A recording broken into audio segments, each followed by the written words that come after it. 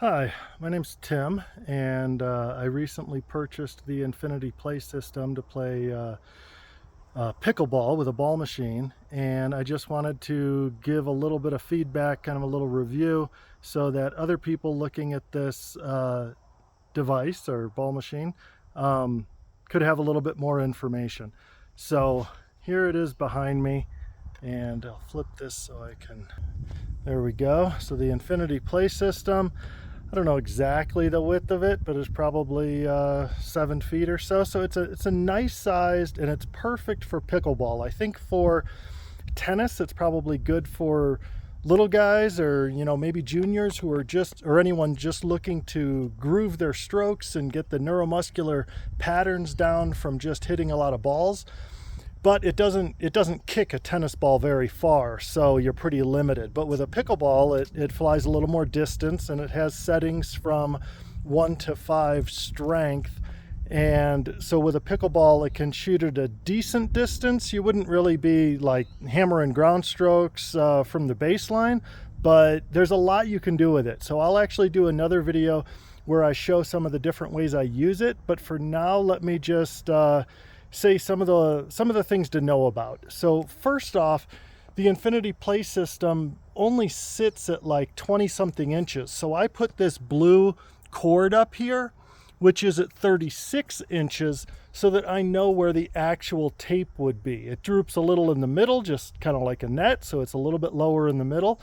But that way I have a little feedback as to actually clearing the net with any shots that I hit. So that's the first thing that makes some sense when you think about making it kind of small for little guys or juniors. But as far as giving you feedback on actual net height, I think that something across there is helpful. The next thing is that, there's a hole in the bottom, right? So that it can feed into the multi-twist mini ball machine. But when it ships, the kind of plastic band that's around here is all bent out of shape. And what happens then is that the balls don't feed into the system very well. They get caught. So part of that is just a matter of time, because it will, take on the round shape the more it's sitting securely around the ball machine. But it has some flat spots, and that causes the balls to stop. The other thing is that this handle right here is too wide. And so I actually cut some off of each end, because the balls will get caught here between the netting, or whatever you want to call the material of the feed, the kind of the tent material that catches it. The ball will get stuck in here. And before I cut it, it would get stuck in multiple places. Now it's pretty much only getting stuck right here. And I'm going to cut a little bit more off of this handle right here.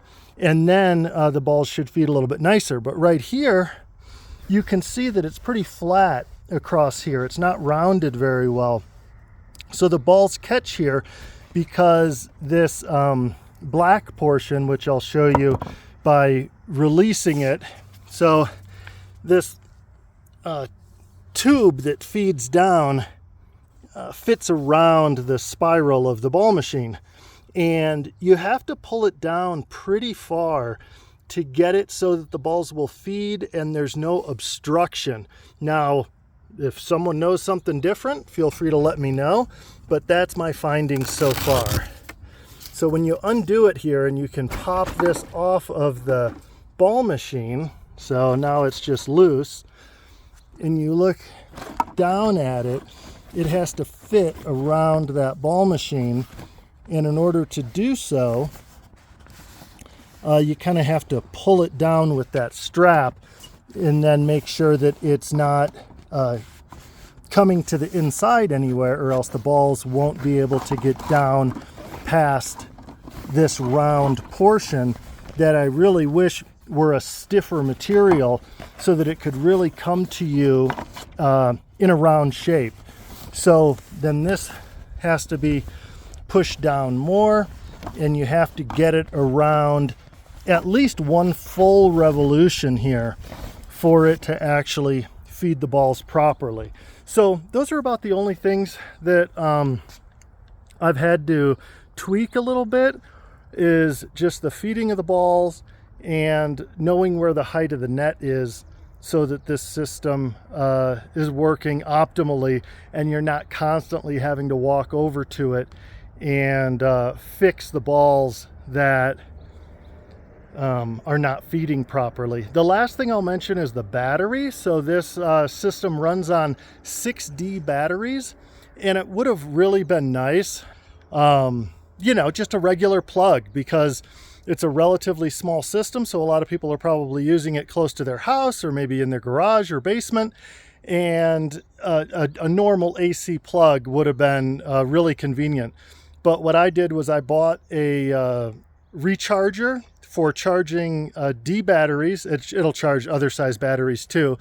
But I bought 12 D batteries so that I could have 6 charging and use 6 in the system, and then swap them out as needed. What I've found so far is that the D batteries last quite a while.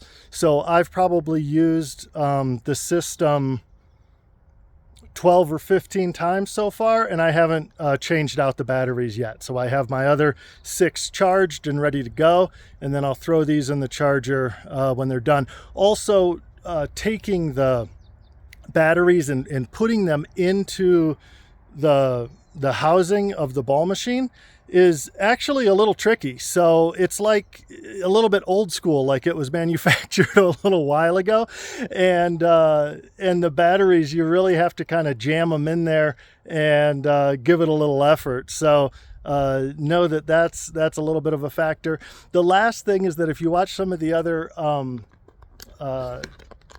videos on this system, they'll show you how you adjust the force of how the ball's kicked out from 1 to 5, and that adjustment is on the bottom of the machine. So once you have it all strapped into the net, it's really difficult to change the projection of the ball. So that's definitely a negative, and that I wish would have been done in a smarter way. The last thing is that there's no remote control. So I would have gladly paid another, you know, $100 or something. It's a very inexpensive system compared to other ball machines. I have a tennis tutor from my tennis days, and that thing was, you know, they're $1,000 or more. 1,000 for the simple ones, and this thing is only $400 or $500. So I'd have gladly paid a little bit more to get a remote control, to get an AC plug, and to get a adjustment on the strength of the ball being projected that is easier to reach when everything's set up. So those are my but overall I love it, and it's awesome to be able to hit balls at home. And like I said, I'll post another video that shows different ways that I use it, but I love it. But those are some of the adjustments that I would like to see in a version 2 of this device. All right, thanks guys, bye.